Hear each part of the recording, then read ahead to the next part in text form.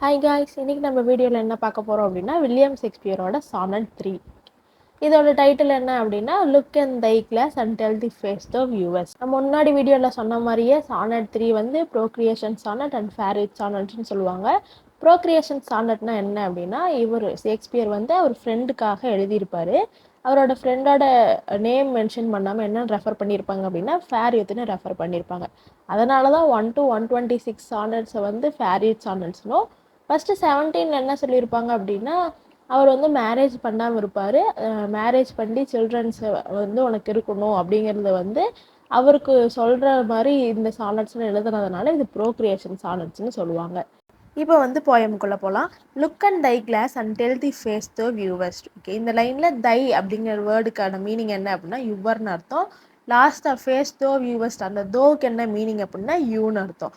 இப்போ வந்து ஷேக்ஸ்பியர் அவரோட ஃப்ரெண்டு ஃபேரியூத் இருக்கார் இல்லையா, அவர்கிட்ட என்ன சொல்கிறாரு அப்படின்னா, உங்கள் வீட்டில் இருக்க ஒரு மிரர் முன்னாடி போய் நின்று அதில் தெரிகிற உன் ஃபேஸ்கிட்ட ஒன்று சொல்லு. என்ன சொல்லணும் அப்படின்னா, now is the time that face should form another. Okay, இப்போ வந்து என்ன டைம் அப்படின்னா, இந்த பியூட்டி வேற ஒரு ஃபார்முக்கு வந்து மாற டைம் ஆயிடுச்சுன்னு சொல்லு. அதாவது சீக்கிரம் மேரேஜ் பண்ணி உன் பியூட்டி வந்து அடுத்த சில்ட்ரன்ஸுக்கு வந்து அடுத்த ஜெனரேஷனுக்கு வந்து மாறணும், அந்த டிரான்ஸ்ஃபார்மேஷன் வந்து வரணும், அதுக்கான டைம் வந்துருச்சுன்னு சொல்லு அப்படிங்கிற மாதிரி சொல்கிறாரு.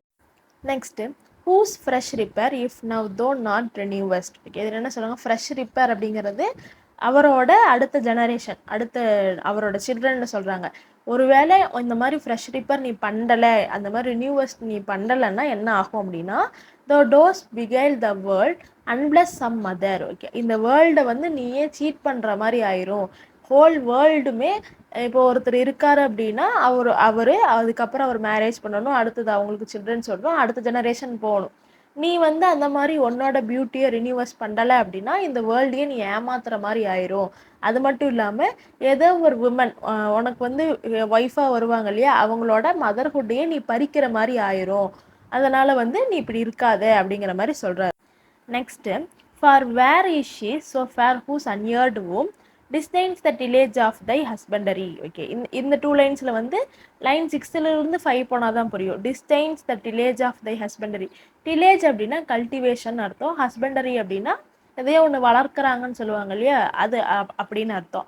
இப்போ வந்து ஒருவேளை disdains the tillage of thy husbandryனா ஒருவேளை உன்னோட சில்ட்ரன்ட்ட உருவாக்குற அந்த கல்டிவேஷனை ரெஃப்யூஸ் பண்ண அப்படின்னா, for where is she so fair whose uneared womb ஒரு பியூட்டிஃபுல் உமனோட womb வந்து அன்யூஸ்டாகவே போயிடும், அதுக்கு காரணம் நீயா மாறிடுவே அப்படிங்கிற மாதிரி சொல்கிறாரு.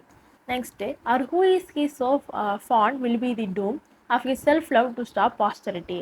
ஓகே, இந்த 2 லைன்ஸில் என்ன சொல்கிறாங்க அப்படின்னா, பாஸ்டரிட்டி அப்படின்னா ஃப்யூச்சர் ஜெனரேஷன் அர்த்தம்.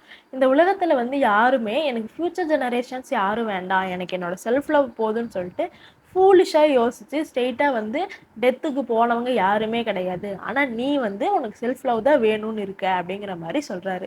Next, thou art thy mother's glass and she in thee. இதில் என்ன சொல்கிறாங்க அப்படின்னா, இந்த இடத்துல ஆர்ட்ன்னு ரெஃபர் பண்ணுறது ஷேக்ஸ்பியரோட ஃப்ரெண்டு தான்.